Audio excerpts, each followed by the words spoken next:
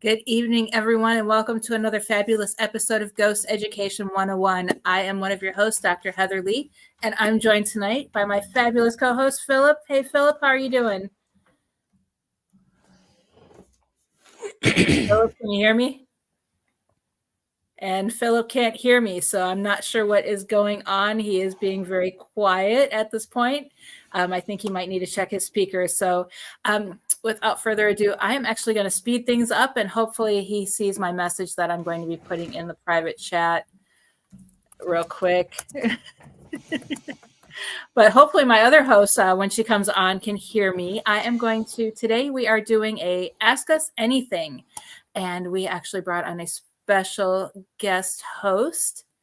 And let me bring Tiffany on. Tiffany, I'm not sure if Philip can hear me or not, but I see you can hear me. I can hear you, Heather. How are you? Good. He's either ignoring me or he's... I think something happened to his mic Okay. or his computer because now he's frozen. So yeah, because I'm talking away and I'm like, and to me, that was one of my best introductions I've ever done. You always sound great. I love watching you guys. He's like, okay, he's going to log out and log back in. So I'm going to, because that kind of photo looks kind of not so PG friendly. So when I see him moving in the background again, I'll bring him back on. Okay. But welcome to the show. How are you doing today? I'm great. How are you? Good. I know we've had you on the show before for some of our other topics, but today you are actually playing host. Yes. Are you looking forward to that today? I am. I really like getting other people's insights, especially people in the paranormal field. It's really nice to be able to talk to other people who do what I do and just kind of, pick their brain and, see what works for them, what might not work for them. And, you learn things along the way. And then, it's just nice to, it's like any other profession. Honestly, exactly. you're always looking to talk to people who can relate to what you do. So it's always exciting. Yes. And before we get started, just because I know some of our viewers may not have seen you on our past shows or they may be new to the show, can you tell everybody a little bit more about you? I know you are a member of Philip's team. I am. That's how we found you. Right. And you're an author too. So make sure you share some of your books and where they can find your books as well. Right. So for me, getting into this field, it really started back it was probably in the middle of 2018. I decided I was going to write a book. And of course, it was a paranormal book. And so I've written 3 of those in my series under my author name, Temperance Dawn. And from there, once I wrote and finished my second book, I had just this overwhelming urge to really dive deeper into the paranormal. It had always been something that I gravitated to. It's always interested me.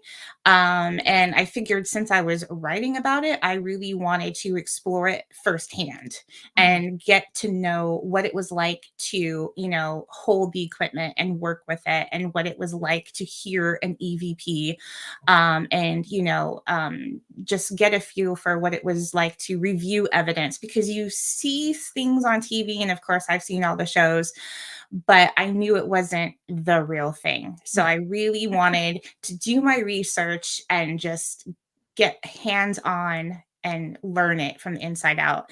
And everything just kind of, I like to say, I just kind of manifested it all. It all kind of fell into place. And I met Philip and I met his team. And and here I am. And I absolutely love it. Yes. Yeah. And I know you and I have chatted back and forth several times about different topics and stuff like that. So it's always a great conversation with you. So I'm looking forward to tonight. But hopefully tonight's just not you and me.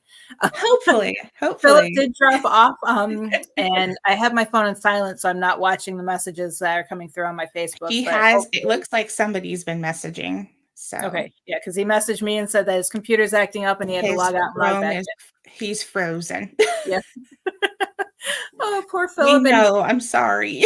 And it's always interesting. I mean, one thing that I know we're going to turn this over to you, but one thing that I love about Philip and I is we met during COVID. Right. And just to give a little background on how Philip and I met for those who are new to the show. And we were working for a different radio podcast type thing. And it was more or less we wanted to educate everybody and on the paranormal because we were seeing so much misinformation getting thrown out. Right. Yeah. So, and of course, that channel fell through. There was about, I want to say 10 of us that came from that channel and started Ghost Ed. And basically, Philip and I are the last two standing.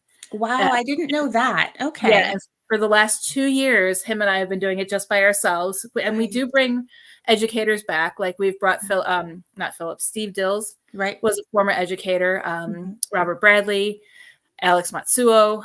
Mhm. So we do bring some back now and then to come as guests and do presentations.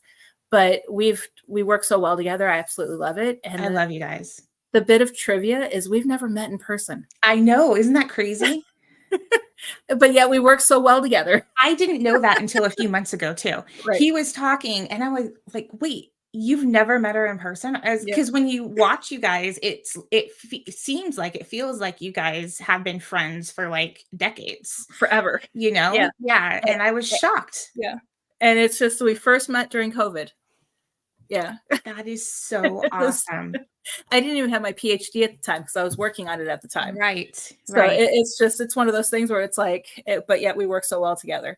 So anyway, I'm going to That is hand cool. this show over to you. Everything is Okay. in your hands. All right. Well, I'm excited. So first question, and I know you get new viewers all the time, so I am going to ask this Mhm. question. I know I asked it Yeah. when I was on with you and Joe Frankie on Mhm. Passport to Paranormal, but tell us how you got started in this field. Yeah, it goes back to, and the more and more I think about my past, the story evolves because when you're younger, you don't remember all the little things that happen in your life. But it's like the more I think back on it. But the actual start in this field started. I was 16 or 17. I started seeing my grandfather in a house that we lived in. He would be walking down the hallway. Sometimes I would just see his head floating in the darkness of the room. He would be sitting next to my bedside. He he always used to scare me. We had a mirror, but the wall was like as close as this wall is behind me, Wow. in the bathroom. And I'd Mhm. brush my teeth, and you go down, you spit and rinse your mouth, and you stand up, and he'd be in the mirror, scare the crap out of me every time. And it was just I couldn't figure out why he was there. I Mhm. was really close to him growing up, and he had passed away. I think I was not quite 6, but Oh, it wow. was just him and I when I was there when he passed. Okay. Philip says his computer is possessed. Oh no. Um, but and it was one of those things where it was always tough on me when he had passed, Yeah. even though I was so young. And but the odd thing is back in the 80s, the theory was someone had to die at a location, Right. or Yeah. they had to have lived in that location to haunt it. My Mhm. grandfather never lived there. We moved into the house 2 years after he passed. He had no connection, never visited there. Mhm. So that kind of sparked my interest of like, okay, well, if the theory is he had to Right. die here, why the heck is he visiting? And from For there, you I as just a little kid to realize that too is pretty right. impressive. Yeah, so it was weird. And then back then, coming home from the library, stacks and stacks of books Mhm. because you couldn't just Google search why is someone Right? hunting my home back then. Yeah. The librarians thought I was crazy. And then I was 20, and my family didn't take your typical let's go to Disneyland or Disney World vacations. We would fly to Florida to visit family, and then we would drive up the East Coast all the way to New York to visit more family, but we would stop at Civil War sites along the way. Oh, that's We awesome. would go to Savannah, Charleston, Williamsburg, and then Gettysburg was our annual trip. And we would take 2 Wow. weeks every year and do that. And I'm sure you'll bring it up later, but I did have had several experiences at Gettysburg. Mhm. And in Gettysburg, I met Mark Nesbitt. Okay. He does Yeah. Haunted Gettysburg tours, and he's Mhm. written all the Ghosts of Gettysburg series. Here I am. I was starstruck because I just absolutely fell in love with him, loved hearing his stories, loved his tours, and that clinched it for me. And then Yeah. ever since that day, I've just continued researching it. And then fast forward 30 plus years, about, I want to say it's been about 10 years now that I've just gone all in. And it was what I did before I took on a full time job. But and now here I am researching, writing, That's so and awesome. investigating and everything. Let me just say, as a side note, I am impressed at how many books you're able to put out. That is so impressive. I've been Mhm. writing since 2018, and I'm going on almost 2 years since I released Okay. a book, just because life happens, and Mhm. I'm just busy.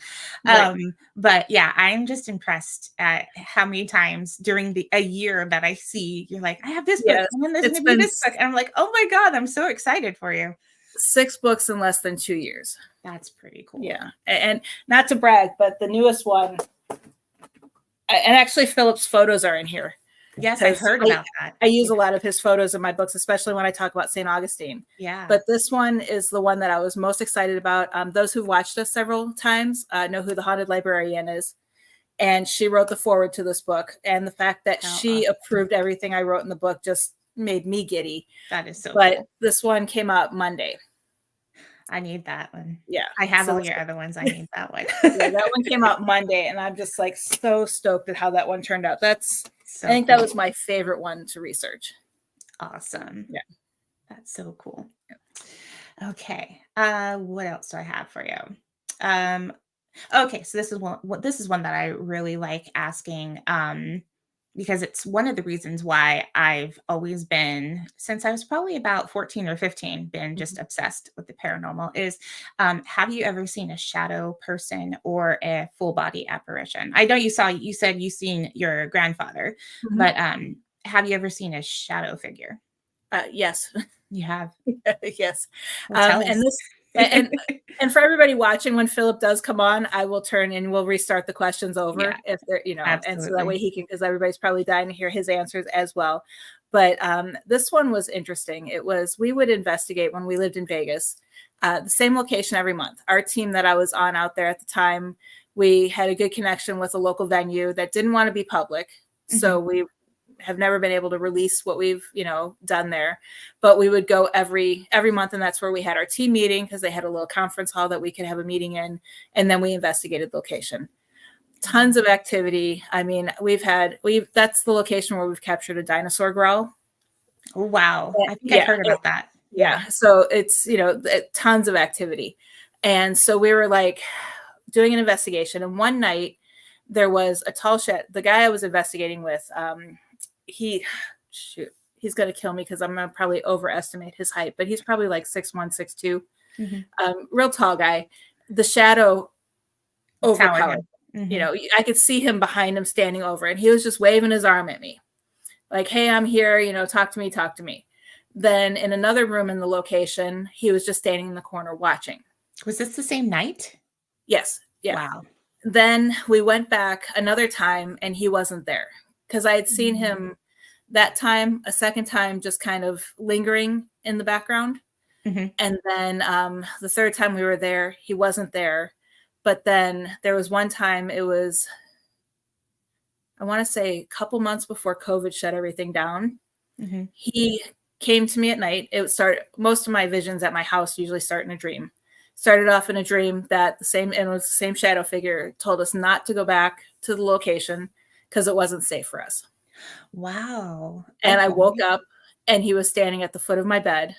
And because I can't sleep without the TV on. I know Mhm. my husband hates me for that, but I can't sleep without the TV on. And I could see the outline of his body, and I could only see part of the TV. Oh, wow. It blocked it all out. So then the next time, it was the worst investigation we've ever had. We had scratches, we had pushing, we had, just angry spirits yelling at us. I don't know how Wow. many times we have the F bomb dropped on our Mhm. EVPs. And it was awful. That is We were so uncomfortable. interesting because you usually think of, I know a lot of people think Mm. of, and even I still to this day, because I've only seen one, Mhm. and it didn't harm me or anything, but it Right, definitely frightened me. But right. usually, when you think of a shadow figure, a shadow person, you think that they're not there to warn you or protect Right. you. They're, Yeah. something bad, something Mhm. ominous is about to Yeah. happen. So it's really Yeah. interesting that this one Yeah. was trying to warn you and help you. Right. Yeah. And then what's even interesting, fast forward a couple months, COVID shut everything down. We Right. didn't go to the location for several months. He appeared in my kitchen. And it was more of a, because my house is totally protected. Anything Mhm. negative has never gotten in. Yeah. So that's why I had a feeling. And it was a comforting feeling when I saw him. Mhm. It was just black shadow. Yeah. but it was, hey, I'm here, I'm checking on you because I haven't seen you in a couple months. Wow. And that's the feeling I had when he was there, and then I had never seen him again. Wow. Yeah.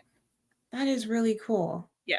It would be interesting to see if you could like find out who he might have been. Do you have an idea who it Yeah. might be? We have some theories because the location that this building was built on was an old Mormon fort. Okay. And because in addition to that, I actually have physically seen full-bodied apparitions of 3 women dressed Mhm. in your typical FLDS attire, Mhm. and then 2 men dressed in what have been like work attire, Okay. overalls, and so Right. it kind of looked like FLDS. Okay. Yeah, and we've seen full-body Wow. apparitions of them at the same location. So we're thinking it's one of them. But then there's also rumor, I mean, there's a rumor that a little boy died on the property, but Oh, there's been no confirmation of it. yeah. But this definitely wasn't a little boy. Yeah. So, Very cool. yeah. Wow. I'm going to have to remember that. Not all shadow people are bad No, guys. no. Yeah. Okay. The subject of aliens and UFOs have been Mhm. he needs a new computer. I saw. I told him Oh, GoFundMe Philip. page, and then I could split Oh. it. Sorry, Philip. So lately the subject of aliens, and I'm so bummed he's not here because he's so Mhm. into aliens. Aliens and UFOs have been all over the all over the media lately. But Mhm. when we hear the word paranormal, we usually automatically think of like ghosts and spirits and things like that, even though anything supernatural falls under the umbrella of Mhm. paranormal. So as a paranormal investigator who specializes in ghosts and spirits, what are your thoughts on aliens and UFOs? A couple different theories, just because, and it's like opened up the door ever since I started working on the Hatman project with Right. Philomena. Is there's so many opportunities and options for it. Yeah. It's like aliens could be, actual aliens from another planet. They could be transdimensional. They could Mhm. be from a parallel universe. It's like, oh my god, I truly do believe that the answers are on Skinwalker Ranch. I do I too. I truly do do too. believe that, and I think they 100%, have. I mean, I truly do think they have the answers. but they can't But release it. yeah, Yeah. and it's one of those too, because I've done a lot of research. Giorgio Tsoukalos, love the man to Mhm. death. His theories are amazing, and I've run a couple theories by him. Mhm. And it's just the ancient alien. I truly think that is a possibility just from looking at the different hieroglyphics that I've seen and For sure. petroglyphs Yeah. throughout Nevada. They Yeah. have the little stick figures, and then like They look like and they're everybody wearing a says that, helmet, and it looks just right, like a what we would think of as a modern day astronaut, like in the right, suit, and with a circular disc over it that everybody says is yeah, the sun, but is it really the sun? Could it it doesn't be make an sense. alien ship, or Yeah. there's so many different options out there that it's just, And even though, all over mhm, the world, there are hieroglyphics that look so similar to right, that. yeah, yeah. So I mean, there's so many possibilities, and down here in Florida, Coral Castle, Oh. Oh, that's right. yes, I wanna go there so yeah, badly. it's gorgeous. It's gorgeous. It's in I need to get there. my second to last book, the roadside attractions. Okay, I haven't read that Because one yeah, yet, so I'm yeah, getting it. and I mean, Okay. you have this frail old man who's 78 years Yeah. old, built this whole thing in the It's like, middle of the how? night. Yeah. Yeah, And and why? right, Yeah. and people say that they see figures in the forest that's just off of it Mhm. that don't look human. Yeah. So there's something, and I truly do believe that it's something supernatural, and it's not of this earth, that is happening off just out. I think that was built there as almost like a gateway. Mhm. Excuse me, as a gateway for them. Mhm. Mhm. Oh, I'm totally convinced that Skinwalker Ranch Oh, mhm. And is a wormhole. what's the other 100%. one? Oh, Bullfrog Ranch. 100%. Oh, Bullfrog Ranch. Yeah, that one's good too. Yeah, Yeah. yeah. All right. I know. I'm so bummed. Philip, I'm sorry.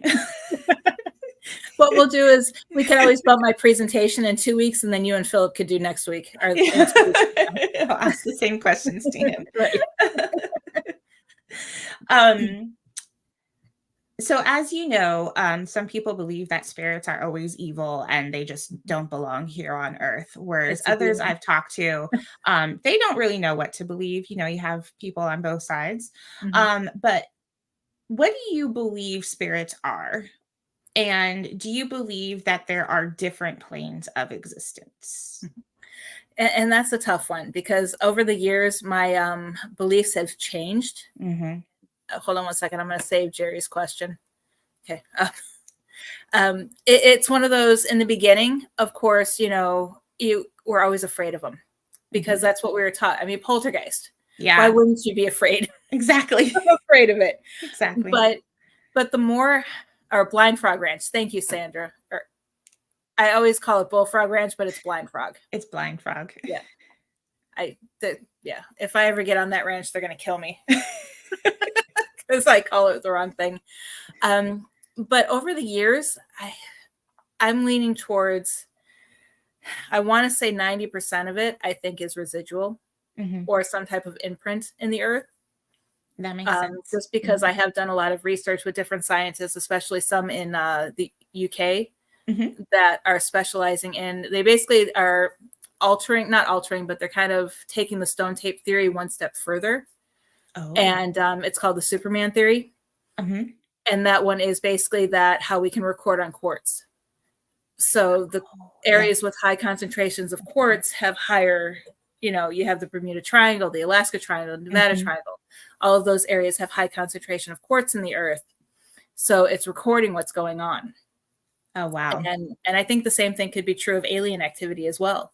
Mm. Are we experiencing stuff that happened millions of years ago on Earth in an alien form that we're now watching over and over again? But I also do believe that spirits are real and that spirits can hurt us because Mhm. I have been severely hurt by these little creatures. Yeah. But it's one of those things where treat them as if you would treat any other human, Yep. and they'll do the same for you. Yep. But I do think a majority of it is residual that we are kept picking up on, Mhm. but that doesn't eliminate. And even though mine is a 90-10% split, 90% residual, 10% actual, but if you think about all the numbers of paranormal cases that are happening, it's still in the millions of experiences that are actual spirits. Right. Yeah. Right. And Yeah. then you also have, I would put about 1% in there into the thought forms. Yeah. Yeah. I've always been a believer that I think a lot, oh, he's trying to come back. He's It's still there. trying. He is. There he is. Now can he hear us? We can hear Hello. we can hear him. Cannot hear you. We We can can hear hear you. you.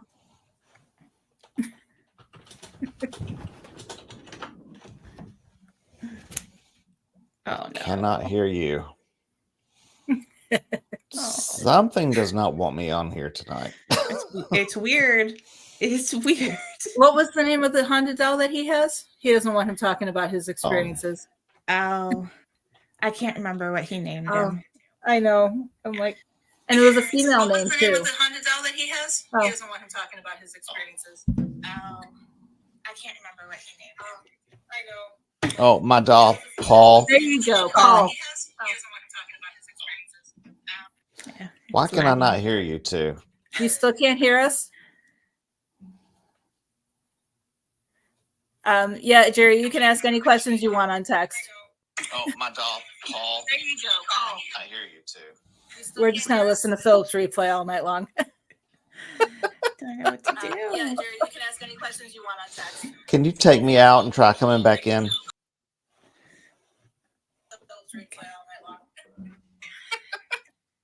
Can you hear Still us now? can't hear you. Oh, now he's gone. Yeah. Absolutely Oh, no. nuts. No. I was gonna say this is where when he does get his audio fixed, we just mouth our words and not say anything and freak him out. That little scowl he has. I know. Anyway. He's like this computer.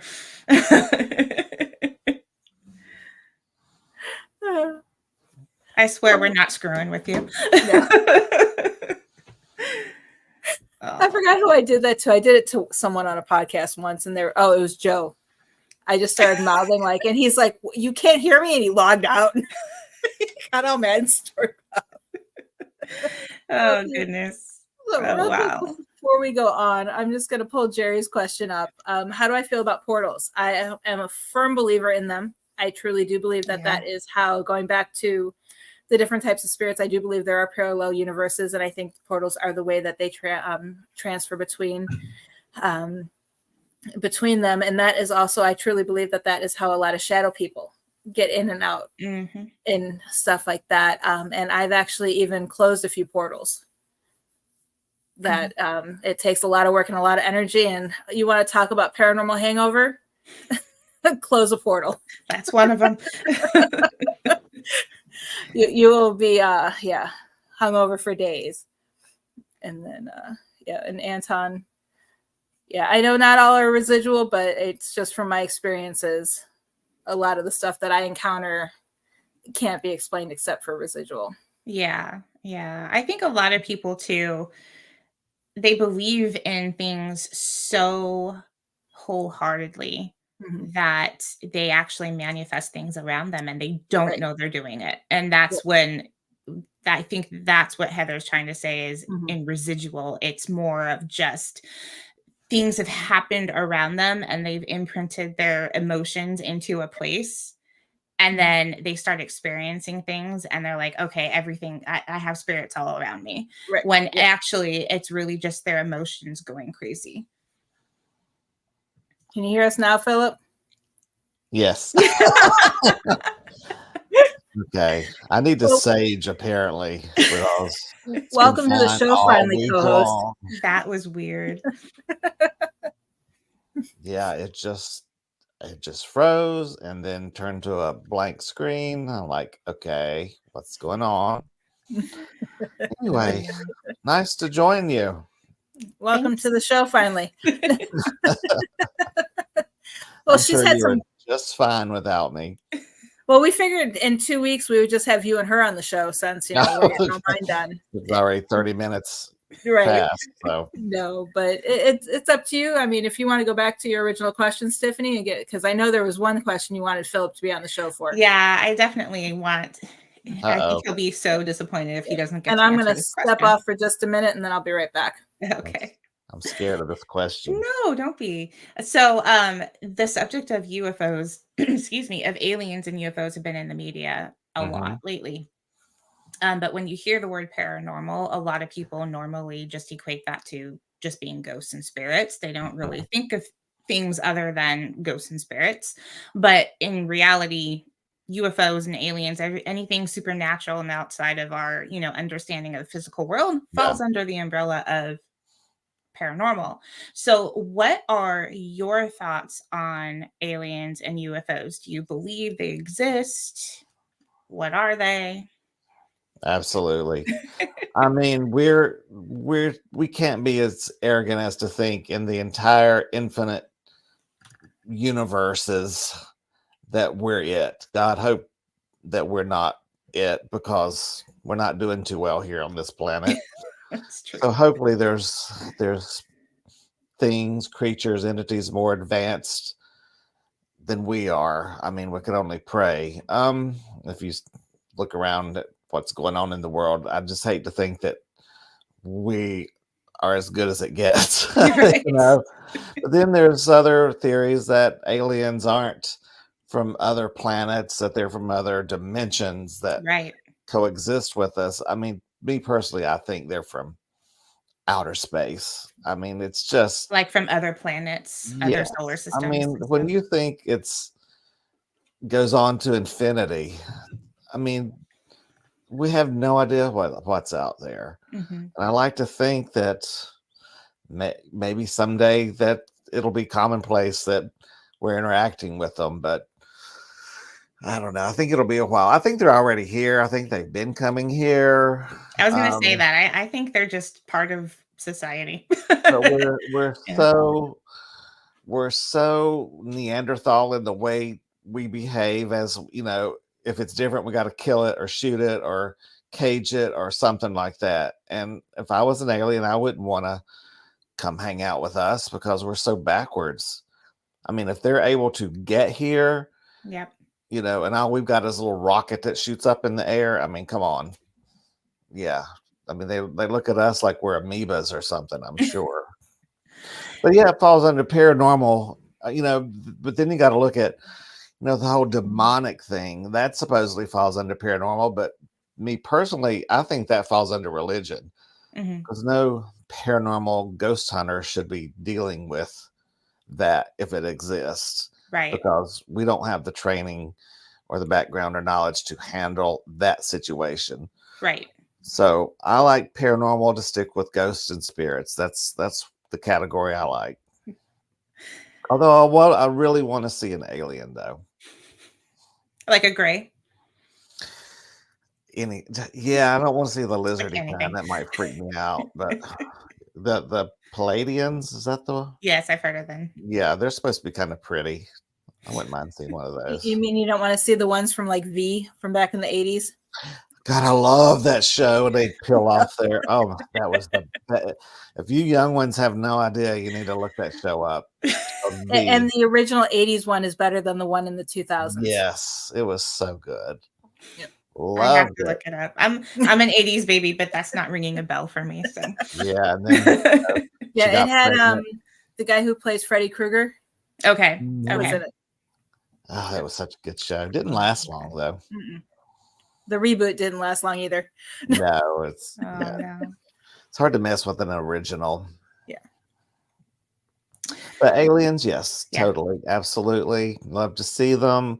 And I think they're slowly introducing us to more information, as you noticed in the past few years, because you got to think of, the religious nuts out there. How's that going to affect their beliefs?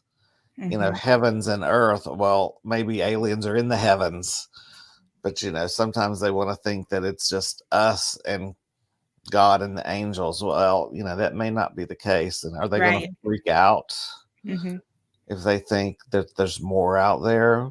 Did God create the aliens? That's a whole different can of worms you gotta open up there. Yeah. Interesting. Very cool. Where did I leave off? Okay.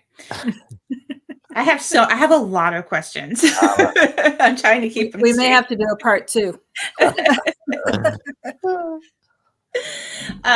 Philip, I'll ask you this one too, because I think you'll have some good ideas on this.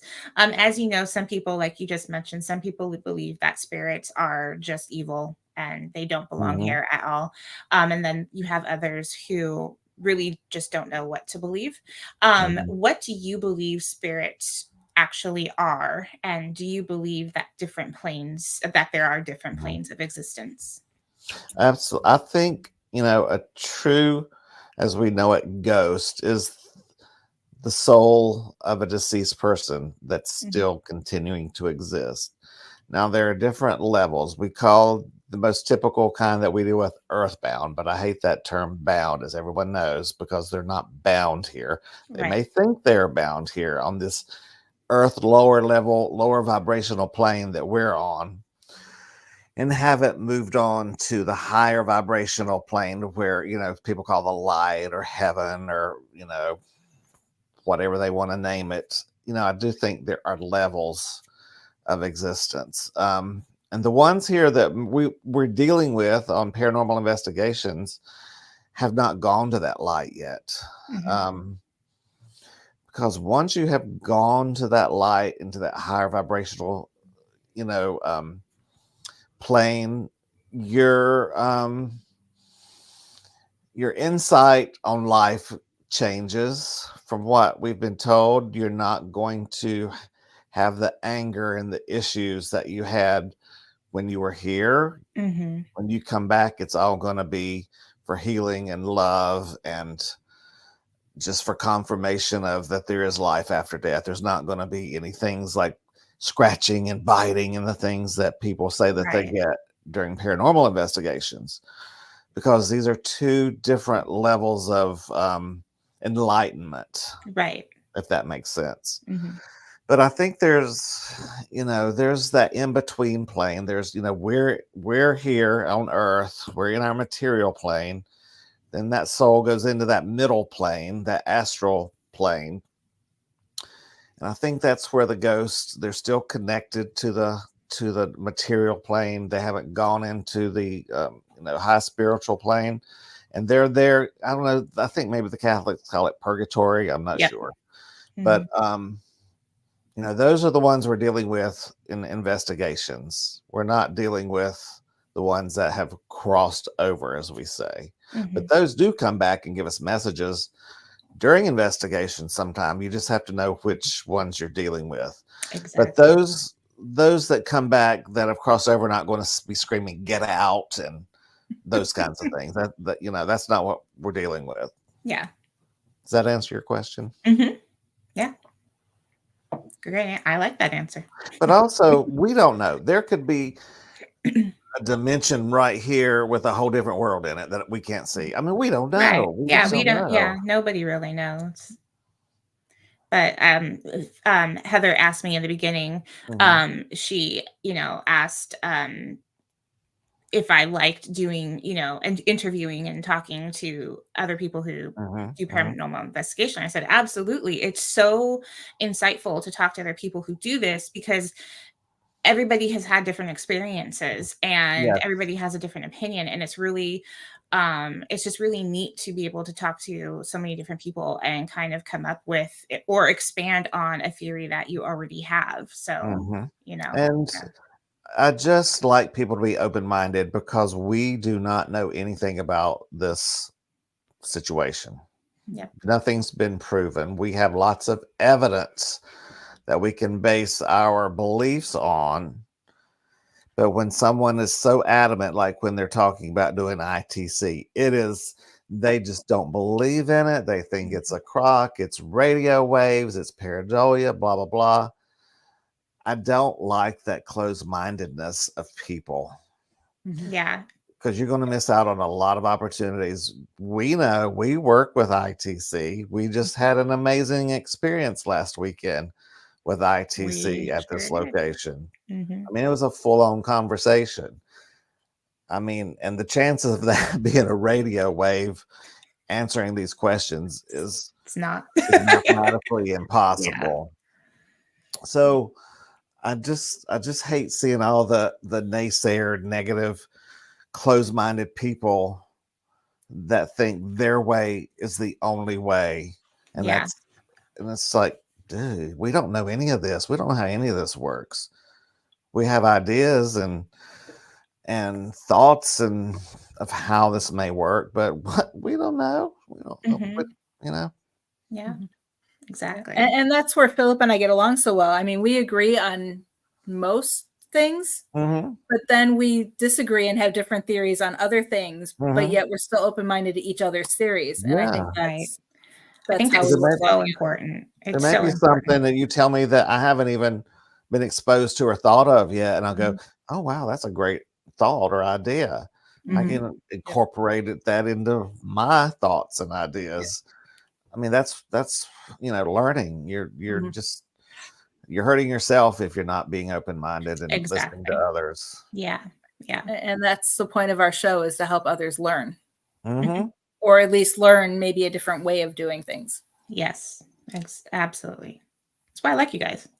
And you got the whole parapsychology thing too of psychokinesis and telepathy, and a ghost doesn't have a brain or a voice box.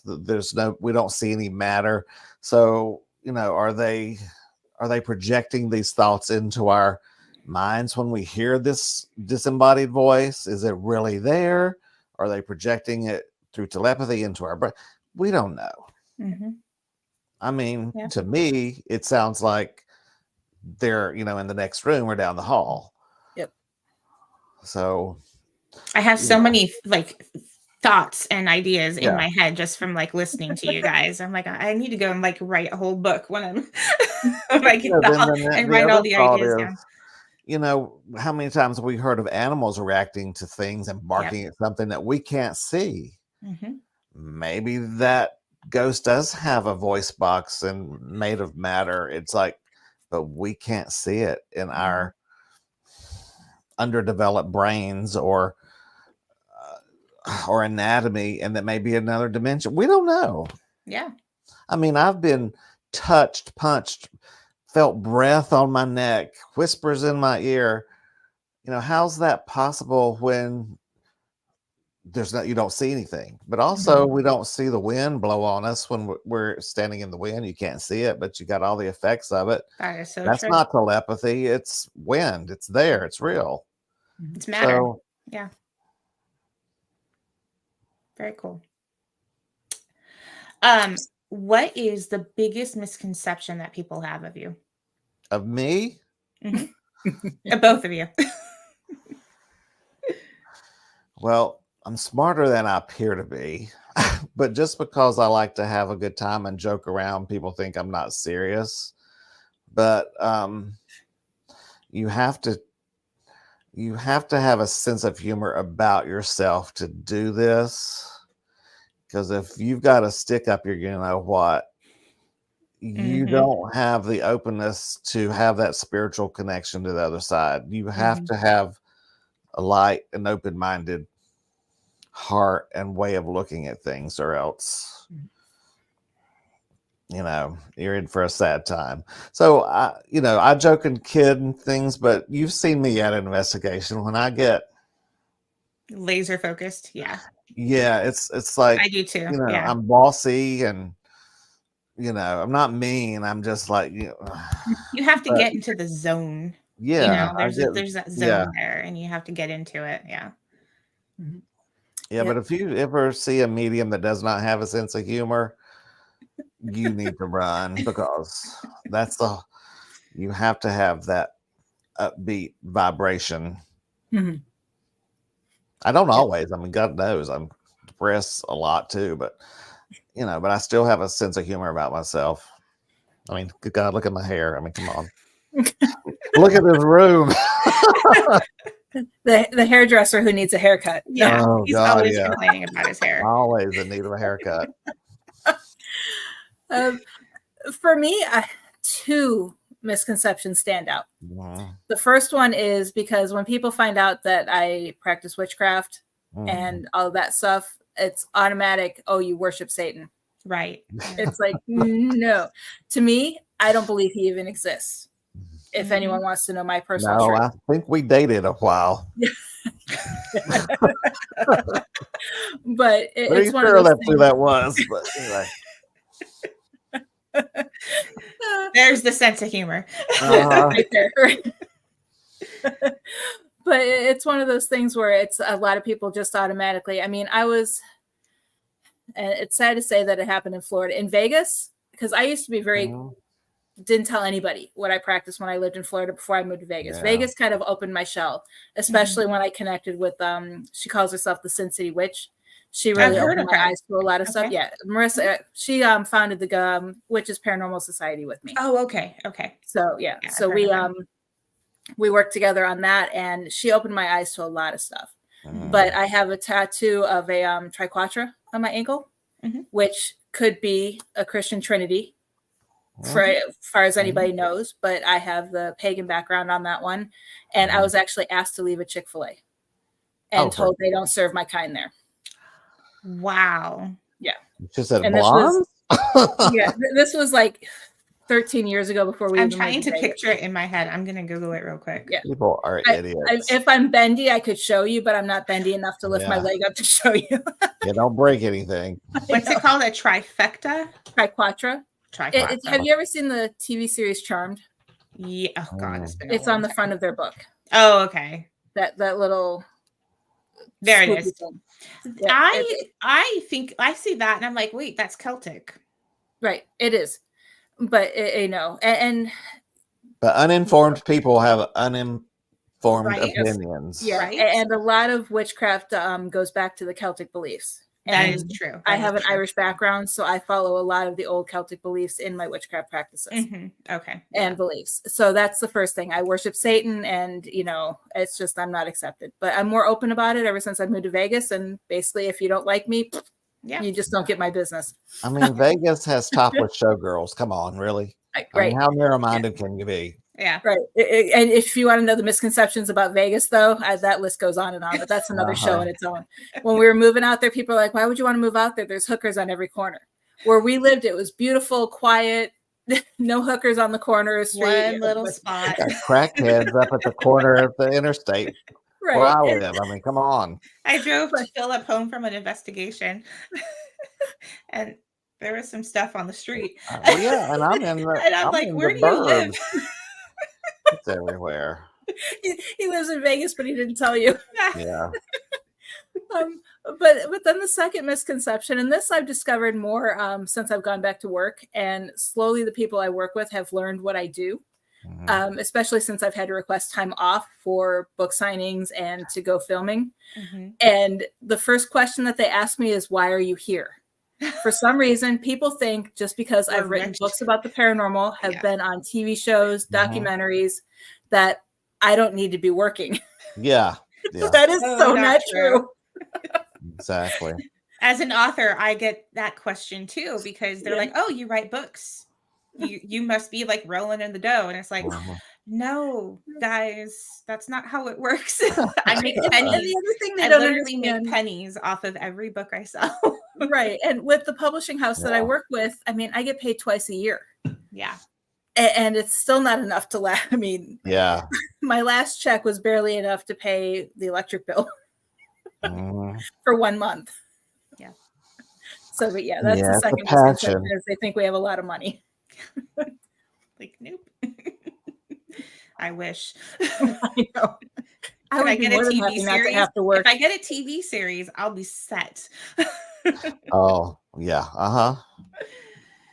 Just ask the plumbers about that who are still doing plumbing. No, for my books. Oh, okay. Yes. Sell the rights to the Like books. Jackie Collins, and all her steamy movies of the week. And that's the other misconception about, I'm going to do one about this field, is that I had a call with a producer, or a so-called producer, not too long ago. And by the end of the conversation, they wanted $10,000 from me. What? To just look at my script. Oh, yeah, that's a scam. And then another one came out of the woodwork, and they wanted it was like $600 just to look at my script. Yeah. Yep. And it's like, no. Yeah. Stay that away from it's we're not getting paid, we're paying them. Or some of these people who are out there making, shows and stuff like that, they're the ones that are actually doing the paying. Exactly. Yeah. Do your homework. That's just do your homework. What's your favorite piece of investigation equipment? Who you asking? I'll go with Heather this time. Oh, you'll go with me. Hold on a second. I think I have one near me. I hope I have it near me. If not, I need to find it before I leave on. Oh, shoot. Where'd it go? Ah, there it is. Oh, yeah. Oh, a little. It's a fidget spinner, right? My fidget spinners. We need to use that.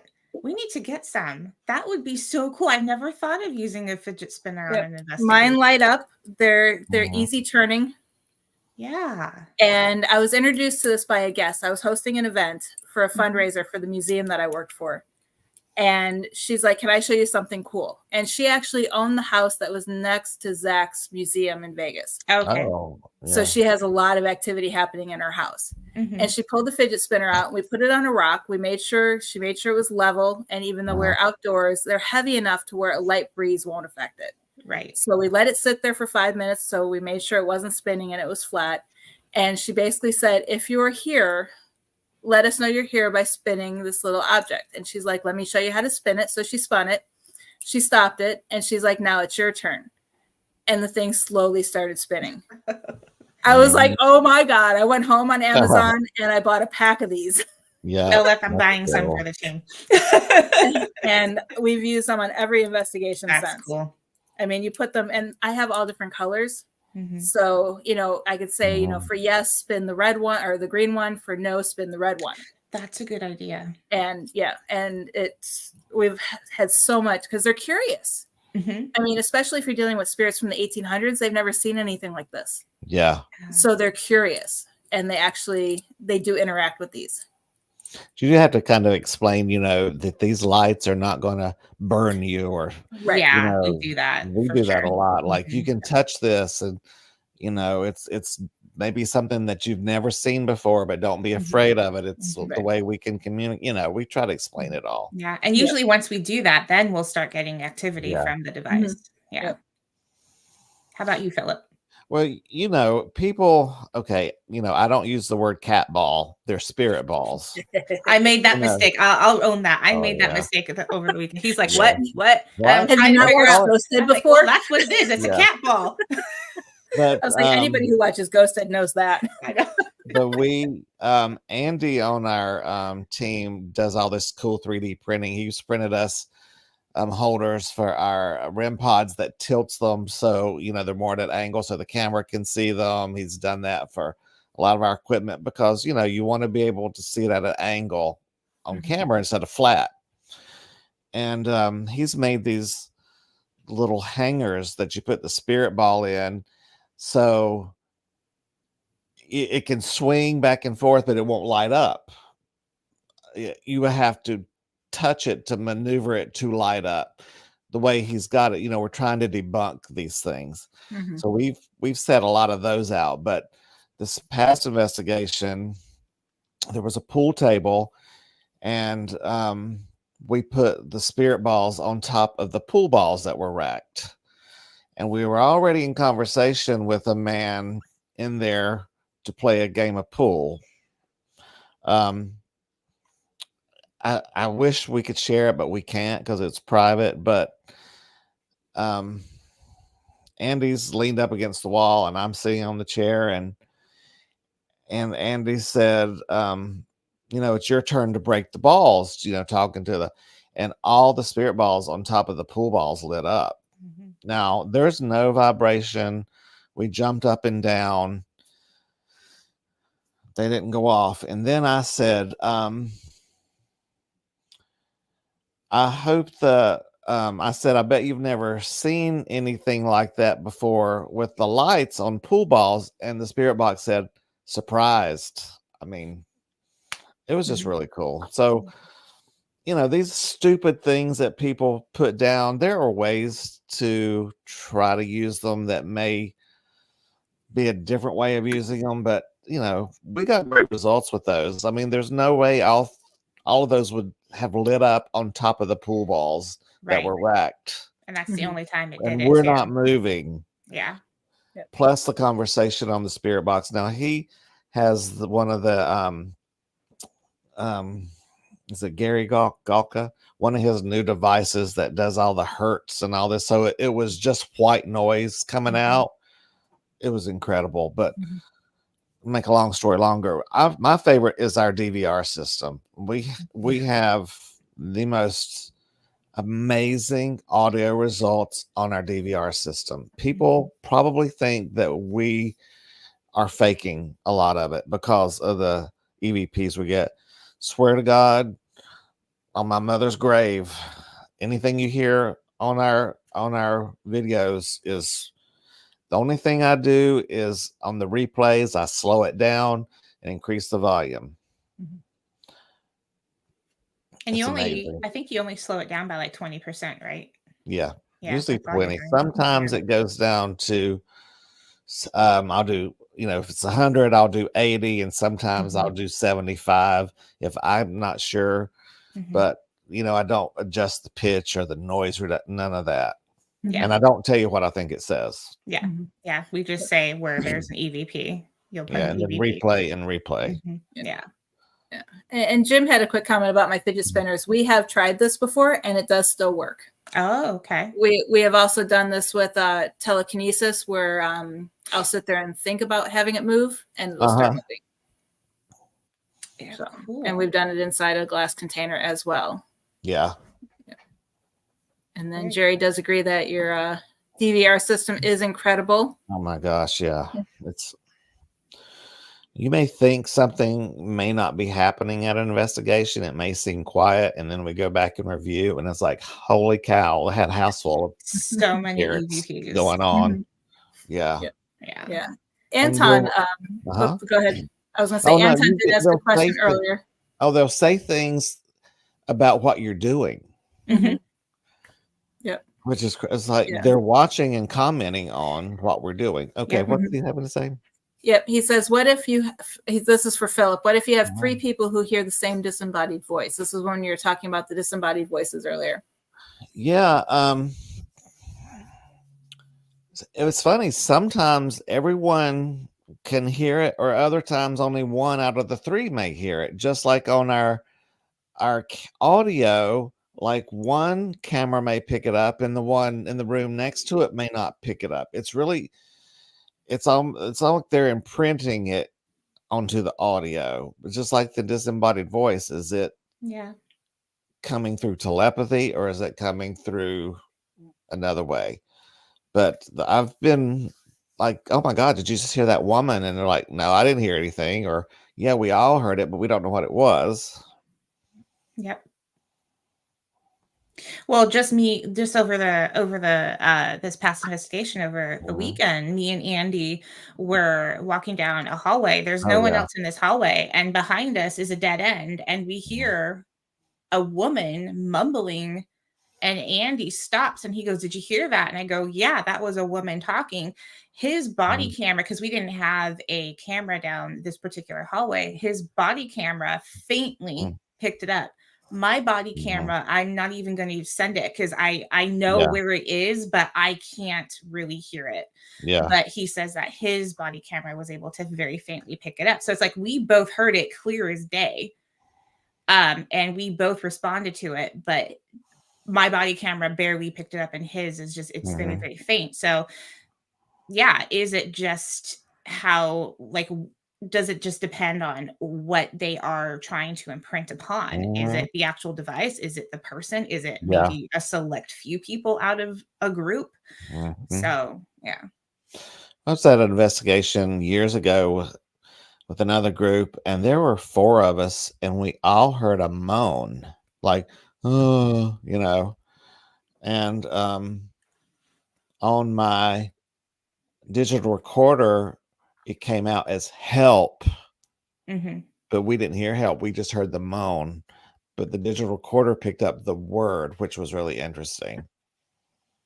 That And it is was a clear interesting. help, but it Yeah. just sounded like a moan to our ears. And all 4 of us had heard it. Yeah. We That don't is know how this interesting. stuff works. Yeah. Okay. Next question. Where am I? Okay. As you know, you hear people talk about science-based evidence. Philip, I know you love this. Mhm. But as you know, Mhm. that's almost impossible in this field because Mhm. there's no way for you to have a control, right? We can't Mhm. make things happen. Mhm. So, do you think that technology is relevant to paranormal investigating, and can you investigate without technology? Yeah, I mean, Heather's done non-tech tools, but a lot of what we're doing when we go to places debunking things first, which we use technology like EMF readers Hmm. to see if maybe there is a extremely high exposure to EMF around the client's bed or something that may be causing them to have what they perceive to be paranormal experiences. You've got to look at things that way, and you need technology for that. Like, well, the one client we had that had the old analog clock radio, that the EMF reader went tripped over until it read power line. I Wow. mean, it was so high, and it's like, that's very dangerous. So Mhm. technology comes in handy with that. And also, we have seen spikes in radiation when something's happened. When we've gotten an EVP and something else lit up, and then the spike in the radiation. So some of those things will show, events. Um, Also, like the radio frequency meter that I use that debunks when Mhm. other things go off. Like sometimes the tripwire was going off on our investigation 2 weeks ago, and I would hear the RF meter go off. So I knew there was some spike in EMF that wasn't that was, natural, like, mechanical. It Right. wasn't supernatural or paranormal. And then there were times when it went off same time an EVP, and the radio frequency meter did not activate. Mm-hmm. So technology that way, you can debunk or either, okay, I'm not debunking that. Don't know why that happened. So it's there's importance in it to a degree. Mhm. But then you can also do things, like put the baby powder down and put an object on it and see if it moves and leaves a track. That's not technology. That's just being innovative. Mm-hmm. Mhm. Yep. How about you, Heather? And this is where a lot of people disagree with me. And you're probably, hate mail, send to me on this one. I truly, I've been quoted several times with the statement of the paranormal field will never be considered a real science if we keep treating it like a pseudoscience. Mm-hmm. Yeah. So essentially, I truly do believe it can be a science. I do believe we can use the scientific method. Not in the aspect of, I understand ghosts don't act on command, but there are things that we can calculate. And I do have a 3-hour class to go into more detail on this, but there are things that we can calculate and document that follow the scientific method that could make this a real science, including some theories that we're working on to even find composition of what spirits are made of.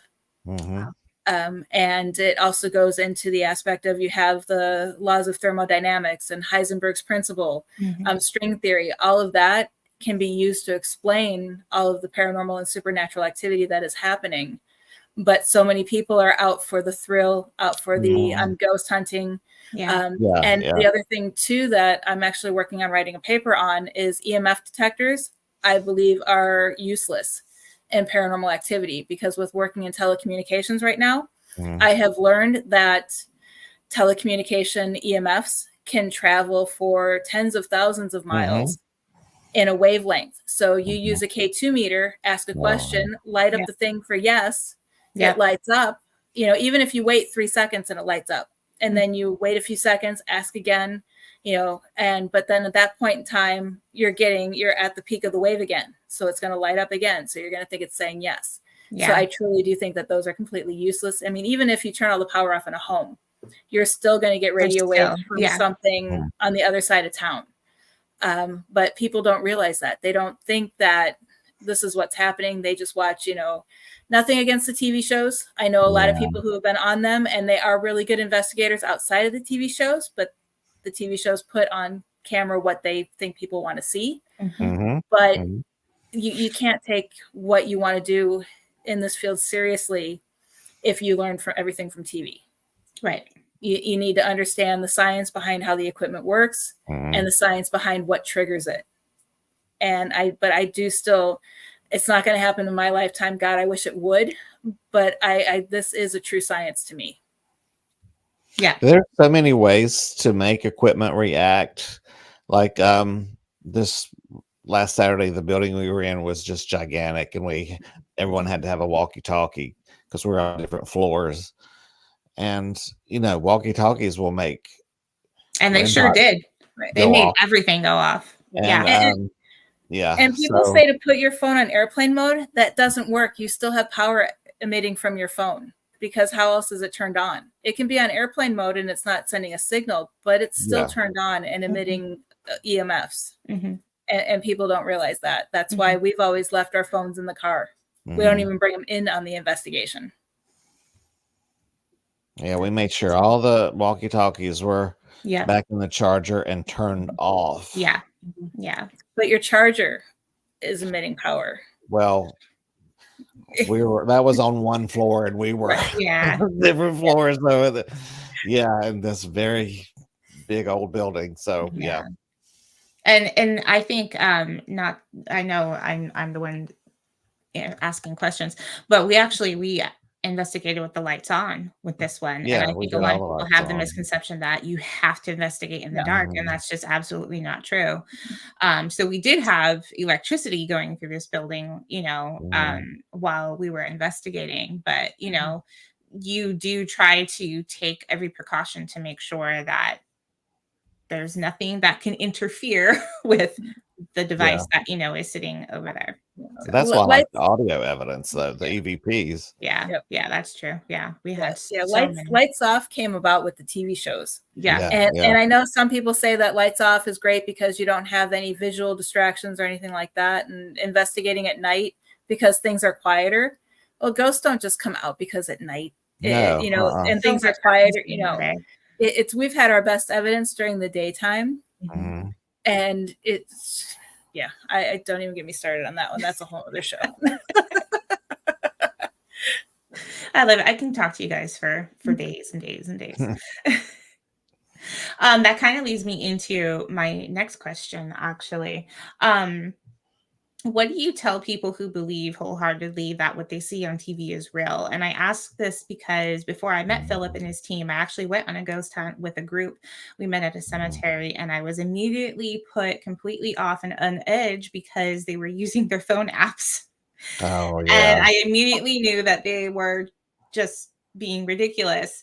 And on top of it, they also were not being very nice. They were being super rude. And, I'm standing there and I'm like, this is people's final resting place. Like, Yeah. how can you No come into this place respect. and be so rude? So what do you say to people who think investigating is just about going out and demanding that spirits show themselves without any regard to the fact that ghosts were once people too? Especially Mm, with my investigating in Vegas. Yeah. yeah. Had a lot of encounters with people, and don't get me wrong, I've met him. He's a great guy off camera. Mhm. He's a great performer. Yeah. So you guys all know who I'm talking about without my saying who Mhm. it is. But a lot of people would say, but that's not how Zach did it. Yeah. Whenever Yeah, we would, exactly. and it's like, and it's Mhm. like, okay, I don't care. He's a nice guy, but this is how I'm doing it. And this is how the scientific aspect of it is, Yeah. not the entertainment aspect of it. And that's Mhm. where people need to learn that, some of the stuff that they do on TV is based on legitimate research Mhm. and it can be used if you are aware of, again, it goes back to knowing how to use it, how it works. And then again, being respectful. I mean, Mhm. knowing the difference. I mean, that's all a matter of, someone knowing the difference between fantasy and reality. Yeah. Yeah. You could read, and I'm just going to bring this up just because I've reread it recently. You can believe wholeheartedly that vampires exist and they're shiny and sparkly, Mhm. but reality says Doesn't make it 90% true. of the time it's not really true. Right. So Mhm. just because everything's a demon on TV doesn't mean everything you're dealing with is a demon in real life. Exactly. Yeah. Yeah. I love that. Yeah. How about you, Philip? You want to add? Well, it's like trying to change somebody's political view. I mean, they either believe this or they believe that. And it's if they're not wanting to learn and be informed and learn facts and the right way to do things, then I'm not going to hit my head against the wall until it bleeds to try to get them to do it. Yeah. Now if they're pushing off, these dust orbs as spirits and things, we just pass them by. I mean, there's no need, Yeah. because they're going to do what they're going to do, and they think they're doing it the best way, but we know they're not. So you just have to go on by. I mean, what are you going to do? Yeah. And it's It's, I they're think having social media fun, makes it so much but worse too. if they're going into somebody's home and doing that crap and telling them, they got demons in their homes and stuff, I have a problem with that. Yeah. And that happens. Mhm. I have big problems with that. But if they're going out with their friends and taking ghost orb pics in the cemetery, just go at it, but just don't desecrate any of the cemetery and stuff like that. But one day they'll come across something that they weren't expecting and That's true. Yeah. and get in They won't know trouble. what to do. Yeah. Yeah. and that's when they call us. Yeah. Paranormal 101 presentation I do. I say we get at, people all the time are asking us, how do I get into, the paranormal? And it looks so fun. I've always been interested. And say, well, do you want to be a ghost hunter or do you want to be a paranormal investigator? Because they're two hugely different things. Mm-hmm. So, and then I go into the differences. What we do, my God, how many hours have I spent this week? It's so intense. Evidence It's and so things. intense. And Yeah. our investigation last Saturday, Sandra, had the blueprints of the building and had labeled where the cameras are going and what activity happened, where. And I mean, we were so laid out and organized. Of course, half the people got there and everybody got so excited somebody was following the plan. But that was hours and hours and hours and hours of preparation. We even went 3 weeks ago to do a pre-planning trip to do baseline readings because it took almost 3 hours just to do that in the building because we wanted to see if there's high EMF coming off of all the things in there. We wanted to check out the place. I mean, that's work. Yeah. That was taking an afternoon off on a Saturday, and that's different than just going to a haunted location and holding out your K2 and taking dust storm pictures. Yeah. So what do you want to do? Do you want to ghost hunt or do you want to really dive deep and keep records and research and all that? Which, I mean, it's a calling because it's work. Mm-hmm. Yeah, that's for sure. It's work. Yeah. And people's like, always like, well, how much do you charge? My hair salon clients. So we don't charge. You said you can't charge. Well, you spend all that time and everything. And people are always so surprised. Yeah. I said, but, and I said, and we don't promise to get rid of anything. If they say, well, can you get rid of this? And we're like, we can't guarantee to get rid of anything. That's not what we do. We're going to collect data, evidence, and we're going to show it to you. And we'll give you our opinions, and maybe some things you can do and try and change in your activities in your home. But we're not going to go in and do some sage around and charge $250 and say we get rid of your ghost. I mean, I said we're not Terminex. We can't guarantee to get rid of the bugs. We can't get rid of the ghost. Okay. Although we got a donation 2 weeks ago, $100 from our client. So sweet. Yes, we did. So this one is specifically, Philip, this one's for you. Oh no. Well, you're the I consider you're the ITC expert. ITC stands for instrumental expert communication. No, experienced maybe, but experience. Not expert. You are, if you ask me, I defer to Philip, so you're good. Yeah. You are the experienced ITC expert. What do you say to the skeptics or the people who are like, oh, that's crap, that's not real? They probably never done it or never spent any time doing it or any research or know anything about it. So I don't try to convince anybody anything. Yeah. Either they're interested in wanting to learn about it or they're not. I know the results I've had. I know, the origination of ITC. It's turned into something else for the television shows. There's a lot of pareidolia, and you hear one thing, I hear another thing, but we're hearing something, and it's a voice, and where's it? It's coming from somewhere. And I like to experiment. It's not my place to convince anybody anything. Either you believe it or you don't. I mean, if you're a true skeptic, then you're going to listen to the evidence, look into it, do some research, do your homework, and then decide. That's very true. But there aren't many true skeptics. Yeah. They're non-believers disguised as skeptics. And, I just have a problem with that. And I'm just going to ignore that. I'm just like, whatever. You believe whatever you want. I believe what I want. Because I've been doing it a long time. And I know what I've heard. I know what I've felt. And, and I've seen things in my house before during ITC sessions. We've got shadow figures on video, during ITC sessions, peeping around. Yeah, that's kind of creepy in your own home.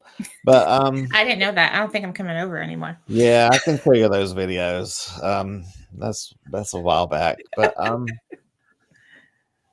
had my mom's voice come out and say my name. Oh, wow. It's as clear as day at home. So yeah. Heather, you said you're not the expert. Oh no. Nope. Nope. As far as I mean, even though I do have through IMHS, which I know you're going to as well, through their EVP certification class, I am certified EVP technician, but it was not my favorite class to take. Oh, don't tell me that. I haven't gotten to it yet. It was enjoyable and I learned a lot. I prefer photography and videography versus ITC stuff. But the one thing that I did find out interesting is that if you hear something that sounds like a human voice, play it backwards because it could be imprinted. And they actually shared with us examples when you play it backwards in reverse, and it's clear as day what it is. So there's something true to the playing the albums in reverse and being told that the demon is coming to get you or join the devil or whatever it was, the albums in the 80s. Oh, yeah.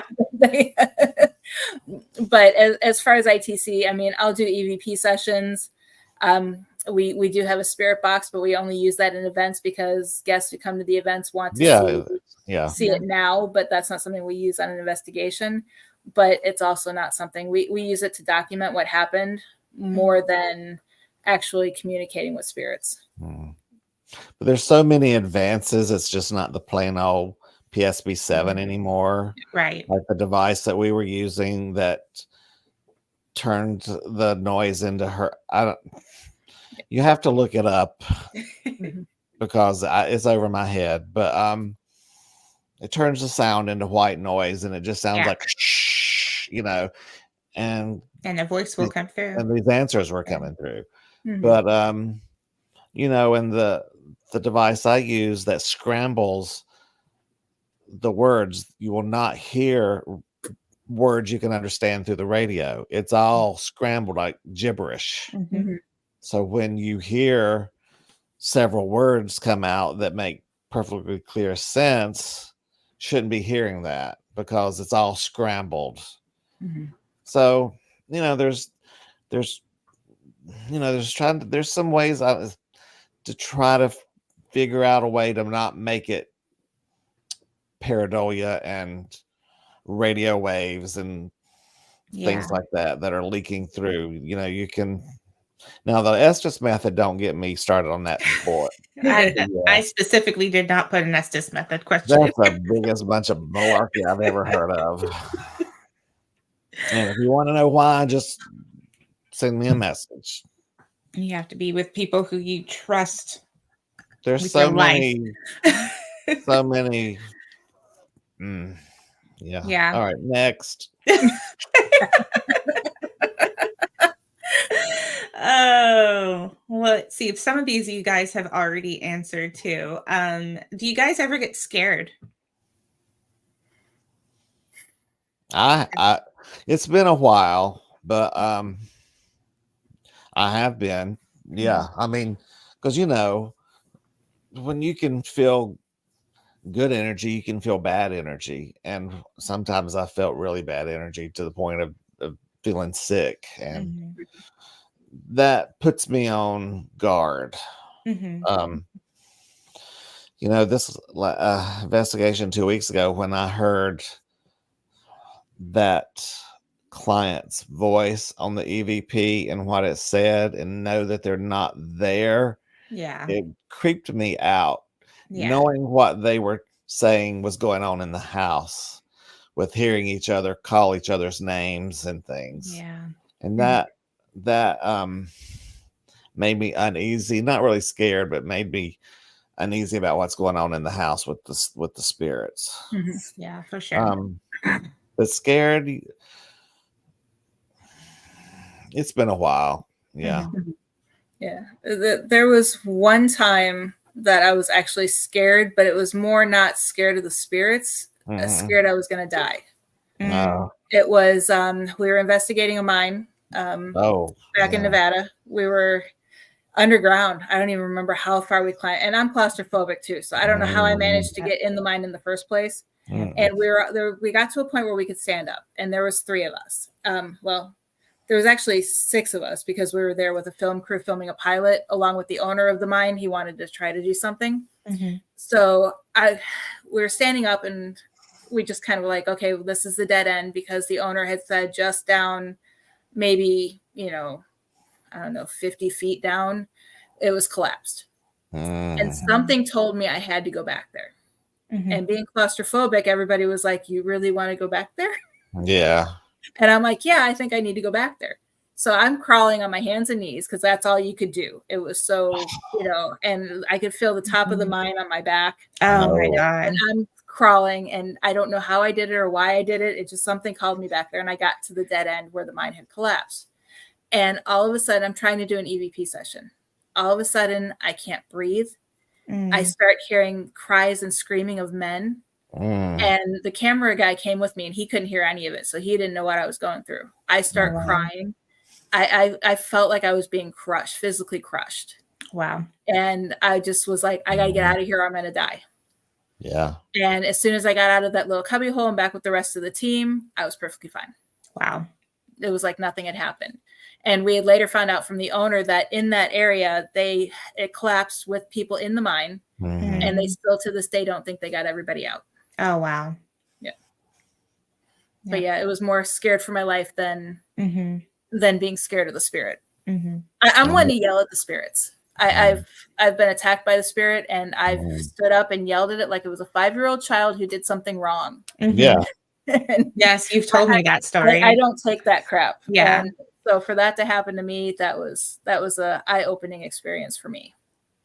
I mean, we've told clients, speak to them like a bad child, like you're disciplining your child. I mean, because you have to have authority and conviction and mean it. Yep. When I say get out of my house, I mean get out of my house. Yeah. Yeah. What's the most important lesson you've learned doing this work? Let's start with Philip this time. You can't help everybody. There's some people you just can't help, and you have to accept it and walk away and move on to people who need help and are willing to do the work to let you help them. Right. Does that make sense? Yeah. There's some people that can't do the simple thing, as in filling out a questionnaire. They just want you to come over, and then no, I need you just to come over. No, we don't do that. We don't work that way. Yeah. And we've run across the people with probably some psychological issues and emotional issues, and we're not equipped to deal with that.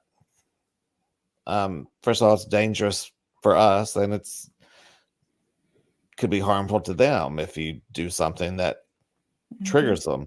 So sometimes you have to just move on to the next one. Like, I'm sorry, I'm not going to be able to help you at this time. And if they talk trash about you to other teams, so what? Let them deal with those people. We know that we're not right for you because of your issues. And that's fine. Can't help everybody, because there's plenty others that need help. Yeah. And for me, and Philip can back me up on this one, be careful who you get in bed with in the paranormal field. Oh, yeah. Because I've heard that many from many Yep. people. Yes. Yep, because there was, granted, the team that I was on in Vegas, some of the people on the team were amazing. One of them I'm still good. Actually, 2 of them I'm still good friends with. But the rest of the team, I wouldn't. Yeah, I'm glad I'm not part of that team anymore. Wow. Then there's another organization that I was a part of that I am glad I'm no longer a part of, just because of fraudulent practices happening in the background. I'm just because people know what organizations I've been a part of, I'm going to stop saying that, because I don't want to be held liable for anything. Even though I could give a laundry list of things of people that I've worked with in the field that should not be in the field. Mm-hmm. And, whether or not we're investigating in the dark, or we go to an abandoned location or a remote location to investigate, you need to trust who you're with. Yes, absolutely. And I'm lucky enough that my team is my husband and my son and myself. Mm-hmm. So we trust each other. We live together. we kind of have to trust each other. Yeah. But other than that, there's probably a handful of people that I work with regularly that I will work with and do investigations with. Otherwise, I'm sorry, it's just not going to happen. Yeah. Yep. Unless I know you. Yeah. Have you ever seen the movie The Grifter? No. Just thinking about, never mind. Yeah, no, and it's just or do your research and ask people too, because the more I'm talking to people about the situation that Philip and I were in, the more I'm learning about the people that I worked with. And how grateful I am that my eyes opened. I was there 2 years and my eyes opened a lot sooner. I should have never been there in the first place, but I'm glad I saw the light a lot sooner than a lot of people have. And some people, like to ride the coattails of other people for a career, whatever works. And if you got an audience for it that's buying it, more power to you. You're not impressing your peers and when you do that. But if you're making a few bucks, whatever, and people that are out for likes and views more than genuine content. Don't confuse that with evidence videos. Yeah. Like we have a YouTube channel where we put our evidence videos. They're not like dramatic movie things. They're like EVP, replay, EVP, from this location, this historic location, and sure, I like likes and views for the reason of it gets our name out there. It's like one reason I wanted to do that radio show. It's PR for the team so people can find us if they need us. Yep. Yeah. It's not for, oh my gosh, we got 50,000 likes, 50 that, Yeah. That's not the end result I want. It's, you got to get your name of your organization out there that we're available. Exactly. And this is what we do. Right. I think if we were in it for the likes, we'd have stopped the show a long time ago. Oh my God. Isn't that the truth? Because we do get the likes afterwards and the views afterwards on YouTube and on Facebook. But like tonight, we have 8 people watching. Yeah, that's really good though. But we're still here. Really good. 4 years ago, it'd be like 20 and 30, people on at a time. But it's there's lots of different categories in the paranormal field. These videos on YouTube, when I scroll through and they're like, my demonic night at, the 7-Eleven, it's like, oh my God, it's just all those faces and those clickbait titles that are just exhausting. Oh my God, I saw one the other day. What celebrity just died? Somebody. And James Earl Jones. They'd already done a session with them. Oh, like, seriously? That it makes it makes us look bad, but we've talked about it in the past because I've, my blog, I barely get any hits on my blog, but I still write it because I love writing it and it's just something I enjoy doing. But I did a test once, and just because I've uncovered theories that, the Hoover Dam was designed after Satan's throne. And so I wrote a blog post that said the Hoover Dam, Satan, ghosts, and I forgot what the other one was. And I did ... Oh my. That has had like a couple thousand views. Yeah. And I'm terrible about that.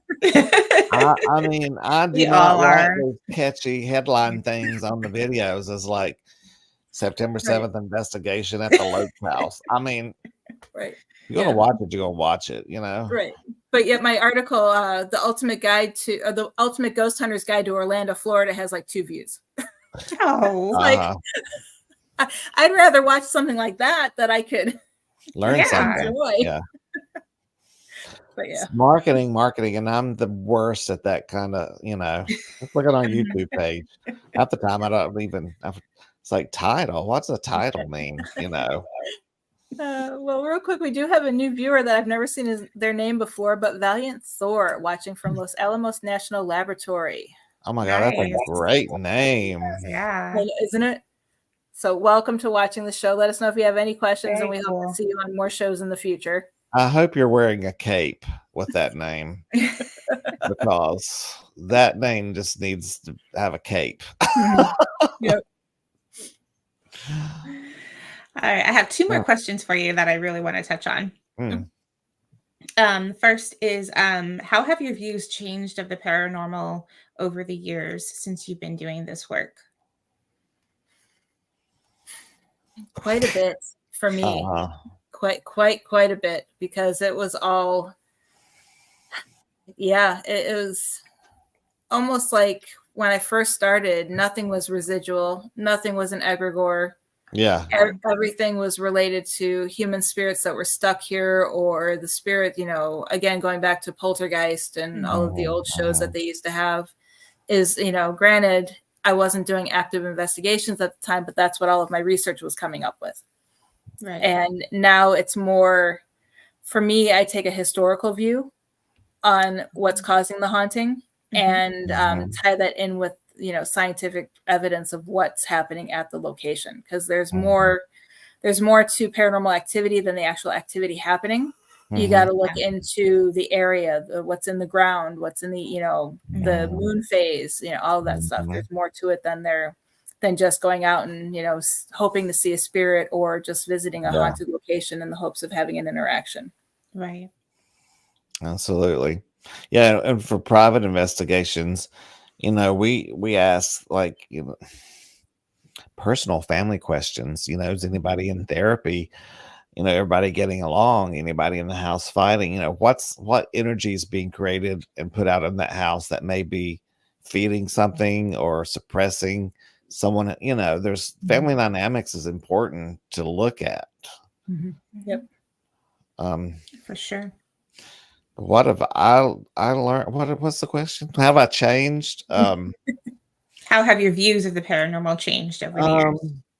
I don't know if it's serious stuff. I mean, Yeah. spirits are real beings. People should be treated respectfully. Can be dangerous because they can be tactile, and that's serious. Yep.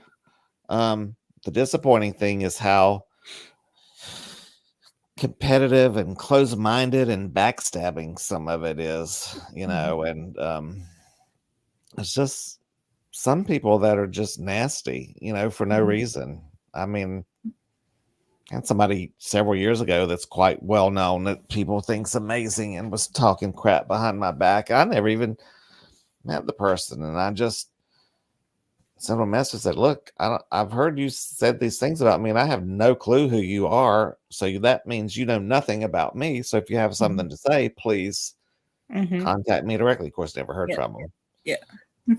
But they weren't expecting that. That's where I piss off a lot of people, because I think I mentioned this to Philip at least last year. I was at an event and someone started bad mouthing. First of all, I don't believe in taking a public forum to badmouth anybody. Yeah.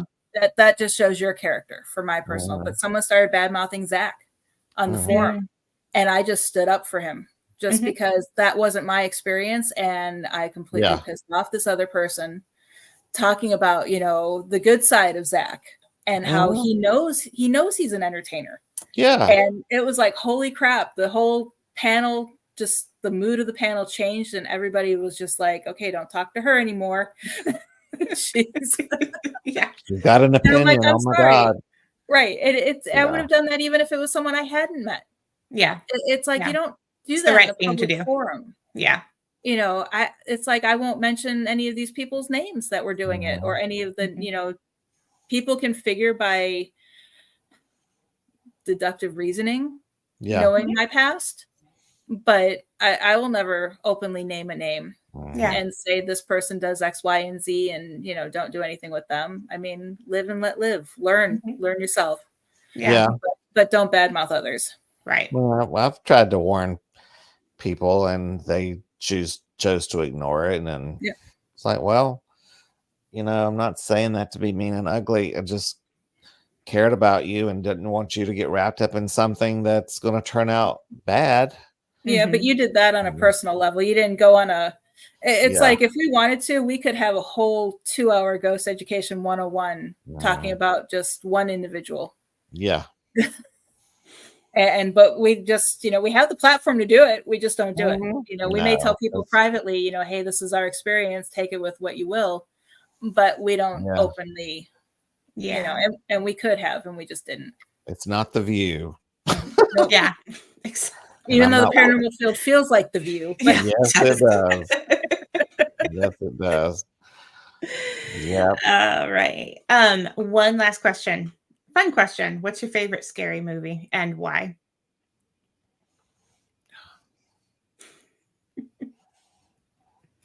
I know mine. I don't watch many scary movies. That's funny. I don't either. And I get asked that question a lot by people. They're like, what's your favorite scary movie? And then I do what you do. I'm like, for me, I'd have to say Signs. Oh, yeah. That's a really good one.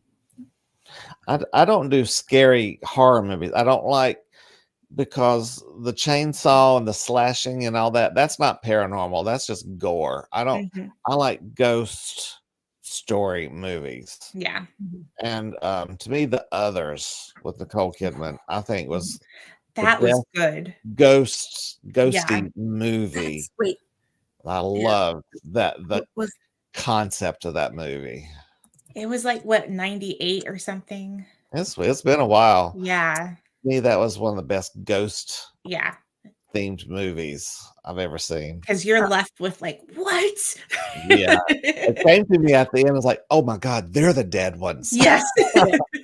Yeah, no, and it's The Quiet Ones. That was the one I was trying to think of. Yeah. That was a good one. Okay. Oh, there's a TV show on Hulu. Oh my God. If Jerry's still on here, I don't know if she is. I keep telling her to watch it. It's called We Bought a Funeral Home. Yes. Oh my God. And it's about, have you seen it? Yes. I watched it. It was live on Travel Channel. I love this family. They are like the modern day Addams family. Exhumation room. They turned into a bar, like a speakeasy type bar. The embalming room, they turned into a cigar. Yeah. Right. I mean, the whole show is them remodeling this gigantic. Well, the funeral home had originally been like a Victorian house, and then added on to, and the kids are weird. They all wear black. The parents wear black. Their dog's name is Satan. I mean, I have to watch this. That's what it was. The casket lift, they turned into a bar. The casket, where they would take the casket up to the viewing room. They turned it into a bar. I mean, now some of it was gorgeous, and some of it was like, oh no, can't deal with that. Like all the dead trees and stuff, I couldn't. But it's just a fun show. They had a fun personality. They're a great family. Yeah. But yeah, I mean, I'll have to check that out. Weird things happen, and the daughter calls in paranormal investigators who, oh God, I hope they never watched the show. They were terrible. I mean, they were terrible. They were clueless. And but it was funny. The daughter wanted to know who the ghost, the lady in blue that haunts the house is. And it was good. But anyway, it's just a fun show. Yeah. Awesome. Now, she discovered that this woman died at the foot of the stairs where they see the lady in blue. And she, but anyway, I don't want to give it away. It's a fun show. Yeah, no, I'm going to go check it out. But anyway, there's a new one out with Glenn Close. I know you've been talking about Deliverance, and I do not want to watch it alone. I'm not watching it with you. Because I saw some interviews, and they had to have a minister on the set to pray every day because it was so intense. And it's supposedly based on a true story. Yeah, it's the hot demon house that Zach bought. Is that it? Yep. Okay. Well, the movie Glenn Close they're talking Oscar for, but I don't want to watch it by myself, so I'm making some of the team come over and I'm not doing watching it. it. I have no interest in watching it, but I mean, I people keep love telling Glenn me I need Close. to. She looks like this character she's playing just looks amazing. But anyway, except for the one scene where she turns into the demon or whatever, is like kind of creepy. No. She's one of the few in Hollywood that made a deal with the devil because she still looks amazing. Yeah. Maybe that's why she had to do this movie. So that's all your questions. That's all I got. That's all I got. You want me to think of more real 20 quick? minutes. Any questions from viewers, or has everybody gone to sleep? Nope, we've got them. I know Jerry commented Rosemary's Baby. Oh, she's obsessed with that one. Yeah, Yep. Frank Sinatra left Mia Farrow because she did that movie. Sandra will come watch with you. Jerry Yeah, will that's be true. there. Because I said I'll put up the projector screen and we'll watch on Yeah. big And then screen. this is so true. All politics on social media, which is why I seldom post there, opting instead to run my own website where I can control what is put there. I love it. Yep. Exactly. Yep. I left all of I used to be in a whole bunch of like paranormal groups and stuff. I left all of them because it was just so like the amount of spam and the amount of people claiming. I mean, there was one I came across and it made me so mad because it was clearly somebody had taken like the drawing app on their phone and drew an arm, you know, like you take your finger and they drew an arm over like their kid and they were claiming it was paranormal. And so many people are like, ma'am, this is you're screwing with us. But there were so many other people who are like, oh no, I've seen this before and it's totally real. And I'm just like, I can't anymore. Like, you're gonna be that way and try and, you know, just to be ridiculous. And yeah, I just couldn't. So I left almost all of the paranormal groups that I used to follow. But that goes back to like when I said we can't help everybody. Yeah. People that send us these Ring doorbell cameras with the bugs and the spider webs, and we explain to them, and they will not accept There's it. literally a spider crawling on the camera, on the lens, and they're like, no, it's a bug. Like, well, you asked me for my opinion. Or my favorite is I don't have dust in my house, it's clean. Right. Yeah. Lord help us. What? Come on, think of something else. We got a few more minutes. Think, girl, think. Oh, what can I pull out of what I've already asked you? Okay, well, I'll ask this one because I recently had this personally happen to me. How do you deal with people who when you tell them what you do and they just immediately become kind of weary of you? Like, I know many of us are like, you know, whatever, but some people will keep questioning because they want to know, but they're also they're terrified. I had one woman just like beeline past me, which I think was hilarious. But then you also run into people that are like, they're questioning because they want to know, but they're also like, well, how can that be a real profession? Like, how do you approach those kinds of questions? For that, I tell them that they just need to experience it for themselves, the real way to do an investigation. And I don't offer to take them to a big event. I'll offer to meet them somewhere that I know is haunted, that we can do something privately and quietly. No one's ever taken me up on that, but I have offered, and I just tell them, because the thing I've learned, and I saw this in my husband, is the best thing about being in this field is turning a non-believer or skeptic into a believer. That moment that they make that switch is the best feeling in the world. So I'm willing to take anybody who's a skeptic. I have lots of local locations that I know that they will have an experience it. And so.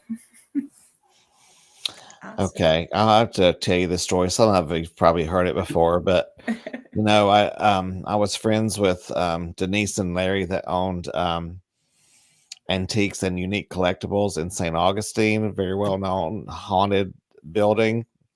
I would go to St. Augustine like once a year, and I would always go there and just hang out and everything. And one year I was going down there, and she invited me to come over that night, and she was going to have a couple other investigators there, and we were going to hang out. And I said, I was dating someone at the time, just kind of, not, not hot and heavy, but, and I said, who was coming down there to spend the weekend with me at the beach. And I said, well, Saturday night, I've been invited to here. I said, would you want to go? And blah, blah, blah. And I was like, oh, sure, I'll go. And he didn't believe in any of that stuff.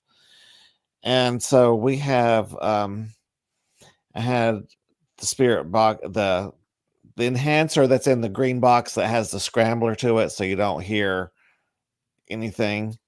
And it's quiet, and I've been in there so often. I know Henry the ghost and Timmy the ghost, I know, we know them. Mm-hmm.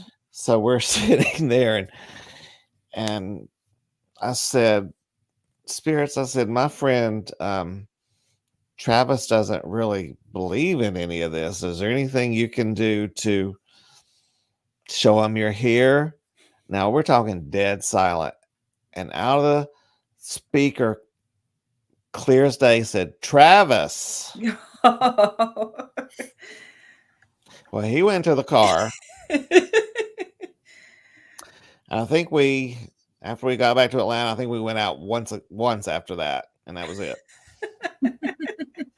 So if you can't handle it, I guess why I'm still single, because this is not great for your dating life, talking to dead people. Mm-hmm. Well, I do have to say, when I first started, I mean, my husband always knew that I was into this, but when I said, okay, I'm diving and I'm going all in, his first words to me is, if you bring something home with you, I'm divorcing you. That's what my husband said too. Yeah. And I'm like, fine. Yeah. Like, there's a door. That's a good attitude. Yeah.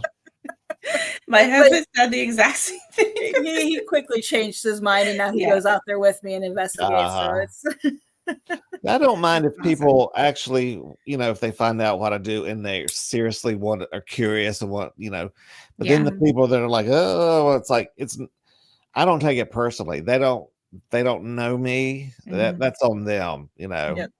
Yeah. It's like they haven't had the experiences that I've had. So, good luck. Yep. I don't think badly of you because you are afraid of me or what I do, because you don't know anything about it. So, you go do you. I'm going to do me.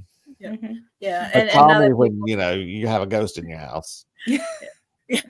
And now that people are knowing at work what I do slowly, more and more, whenever we have a slow period, which is very seldom, but I get 101 questions about, what got you interested in it? Why are you doing this? What happens if this happens? Well, what about demons? And like, next customer's coming in.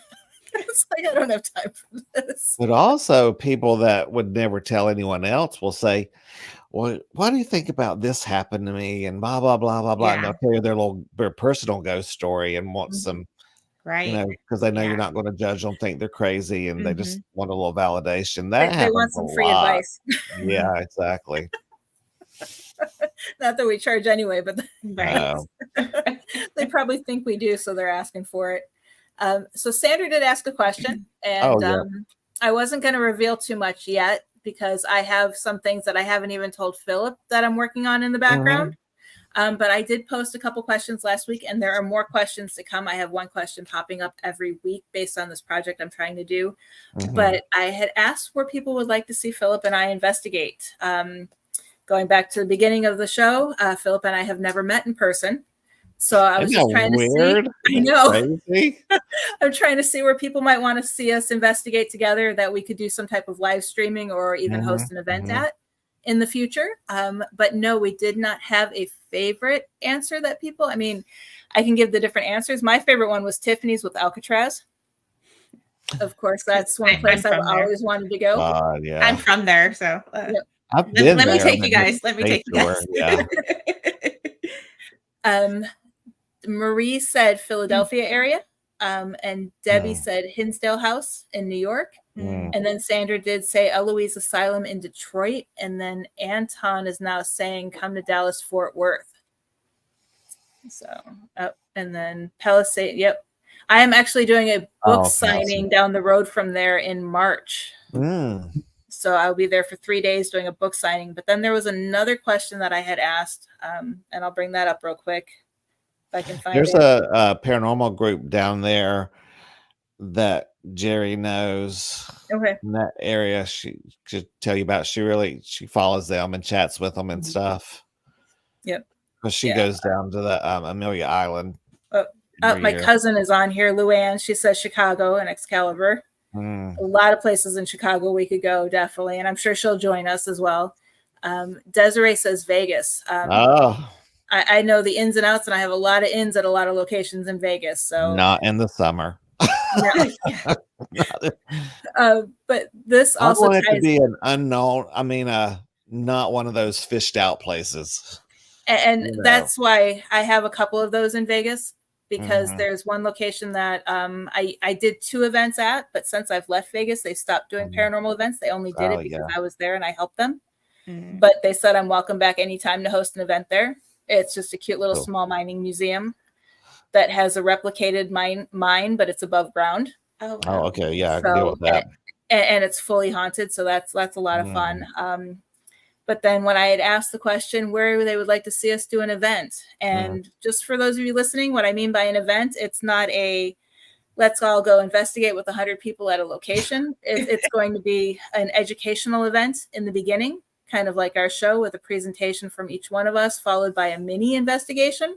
So not you're all blown out like you see some of these tour companies, but people said Denver, Michigan, New England, Philadelphia, Marion, South Carolina, and Oregon City, Oregon is where people would like to see us. Oh, interesting. All over the place. Yeah. Yep. So no 2 people or no answer the same. So it's kind of interesting where people want to see us. But I was just throwing it out there to see if people would be interested.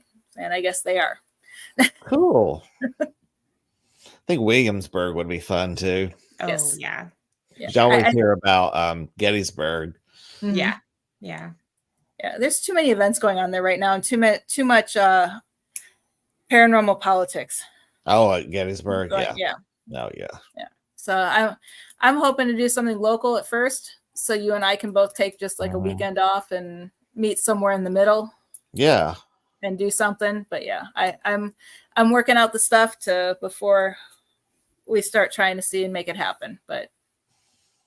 Yeah, we were trying to do the Sorrel Weed House in Savannah, but they've got some weird rules. But that place is haunted. I mean, you look at some of the videos. I mean, I watched some of the videos, and you literally see things come off the shelf. I mean, it's really cool. Yeah. Wow. Yeah. You know, there's a house here.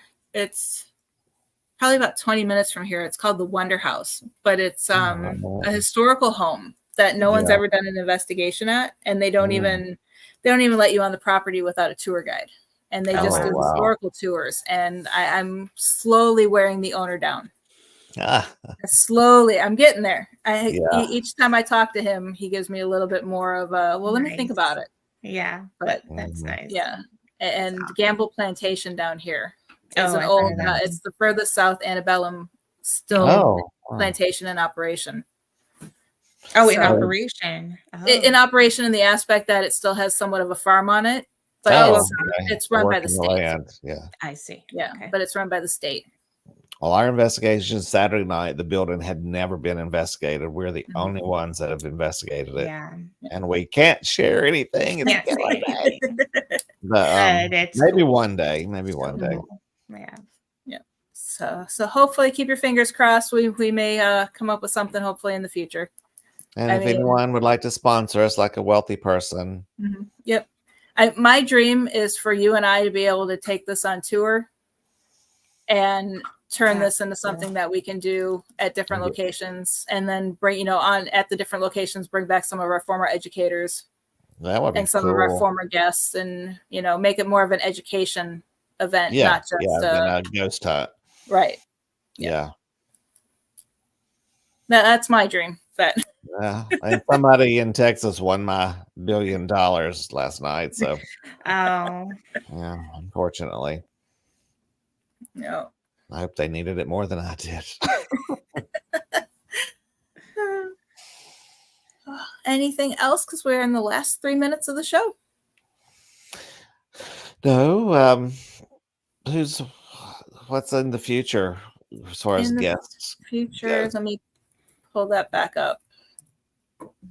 Because I do know in 2 weeks, keep your fingers crossed that I have it finished, but I have a presentation on almost like a beginner's guide to the paranormal, kind of like a quick introduction for beginners. And it's going to be a quick crash course, so nothing too extensive on what to expect. Then we have on 10/9, August 9th, we have a panel discussion on how TV and social media has changed the paranormal. Oh, I'm working on finalizing the guest list for that one. Then on October 23rd, I have Blake Best back on. He was our guest last Halloween, but I may have to pre-record that one because that night at the same time, I am teaching with TMCC out of Reno. So if anyone's interested in any of these classes, I will post them on Ghost Ed, but I'm teaching a 4-hour Ghost Hunting 101 class with the community college out in Reno. So that's at the same time that I was supposed to interview Blake. So that one may have to be pre-recorded, and then I'll just post it and air it live as a recording. Then on November 6th, we have a presentation by the Haunted Librarian. I'm not sure what her topic is yet. And then November 20th, we have how to start a paranormal group panel discussion.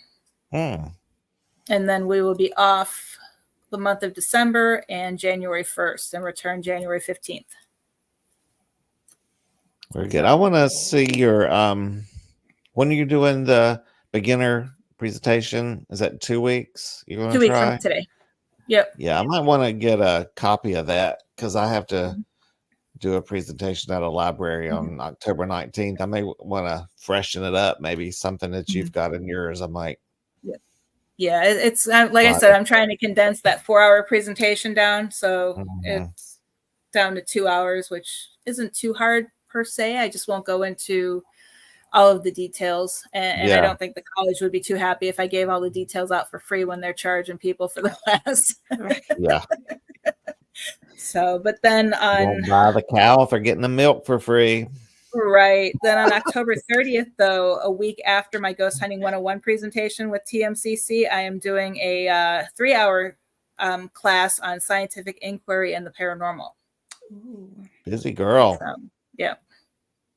And that doesn't include the book signing I have the weekend in between the two of them. Oh my gosh. Make sure to drink plenty of water. Yeah, I do. But yeah, so. But other than that, I have nothing planned. And other than that, Ghost Ed, I mean, we do, getting back to the topic here, as always, you guys can follow us on Ghost Education 101. We do the replays on YouTube at Ghost Education 101, where you can subscribe and catch us live every other week on YouTube, Facebook, or Parallax TV, which is also on Facebook. And then we air our more popular shows on WGDJY 99.1 on Monday nights at 9 p.m. Eastern. You can catch it live in the Atlanta area, or you can also catch it live on the app if you download it. So that is, and from what I understand, we're doing really well in the Atlanta area. Yeah, like 15,000 listeners. I saw that. That's awesome. I mean, it's amazing. Yeah. I was a little shocked about that one. Now, Spotify, we're not doing real well on, but this area we are. It'll all take time, because that's the other thing that I'm trying to work on is more of a social media presence for us to try to build up those numbers and get us, not that it's all about the likes and shares, but again, we want people to know what we do and where we're at. And and learning things the correct way. Exactly. Yeah. That lemon pledge can solve your orb problem. I do have to say it is. I mean, this is completely going back, and I know we're overdue, but on the Showtime. But it's a shame you missed that one show. I wish we probably should redo it, but get different guests on it. But when we did the Orb show, Oh yeah. that was one of the best. I mean, we had fun and we were Yeah. laughing, but we weren't laughing at the evidence or the people. It was just like, it was more of like, oh my God, we deal with this every day. How can the, you Yeah. know? Yeah. But we had exactly. videos from news stations, and the Wow. cameraman from the news station was saying he captured an orb at a funeral home. And it's You're Yeah. like, and no. there was a pastor saying his home was haunted, and he showed his ring camera, and it Oh, was Wow. and so I mean, we were laughing and having fun, and some people did get upset with it, but we weren't laughing Hey. at them per se. But I think that was one of the best shows that we've had in the Yeah. aspect of showing people the wrong way to investigate. Yeah. You know, and I- if you don't know, you don't know. But then when we Right. tell you and you still refuse Mhm. to Yeah. accept what it actually is, then it's like, go away. Yeah. Right. Yeah. Well, And at we- least come in with an open mind and listen Yeah. and, go back and relook at Yeah. stuff. So, yeah, because that video, people must have reported it because it was pulled from Facebook, Mm. and it's only available still on YouTube. Oh no. Because it was pulled from Facebook. But I mean, Wow. I had Larry was on it. Yeah. He was a former sheriff and Uh-huh. corrections officer, so he has all that experience. It's just, and I think everyone else on the panel has had 20 plus years experience in the paranormal. Mhm. So it wasn't like people who just started saying, "Oh my God, you're crazy." Right. It's we probably had a collective 150 years experience between all of the panel guests. Yeah. So I think we knew now, what we were talking about. there is such thing as an orb, but it's not what Not you're what we were seeing showing. in these videos. Yeah. Yeah. No. Yeah. To get one on video is like catching Sasquatch, Mhm. on a video. Yep. Mhm. Yep. So, and then real quick, another new name is popping up: Memphis Ghost Hunters. I came by to get educated. Oh, Memphis barbecue. Mhm. I know. Doesn't that sound good right about now? Graceland. Yeah. So thank you, Tiffany, for doing this tonight. This has been Thank you so amazing much. as always. We will have to have you on again and do this again because this was fun. We never get to talk about ourselves or our experiences. We're always interviewing other people. Nice. Well, I had so much fun. So thank you. Thank you for allowing me to come on and pick your brains. Yep. And do you mind letting people know where they can find you in case they want to find your books? Sure. So Amazon is the easiest way. Just type in Temperance Dawn. And I think, there's five. Yeah, I've got others that I'm working on. There's 5 published right now. So they'll all pop up for you. And you can also go to my website, temperanceddawn.com. You can also go, I do have a webpage for my paranormal stuff, which is paranormalstrangerthings.com. You can go over there and check everything out. And I'm kind of on social media, not so much, social media is like, but if you do decide to look for me on social media, just type in Temperance Dawn or type in Paranormal Stranger Things. Perfect. Thank you again. And Philip, can you let everybody know where they can find your team? Georgia Paranormal Investigations.net, YouTube. I'm on Facebook. I'm easy to get in touch with. You can contact us through our website or through our Facebook page. Perfect. Sounds good. And you can find my stuff that I'm doing and projects that I'm working on at www.heatherleighphd.com. And that is Leigh, Leigh, because a lot of people come to me saying they can't find my website because they're typing in Lee. Oh, yeah. So, but again, thank you everybody for watching. We will see you in 2 weeks for a fun presentation on beginning paranormal researchers. And thank you again, Tiffany. And I will see you soon, Philip. Good Have night. a great night. Thanks, guys.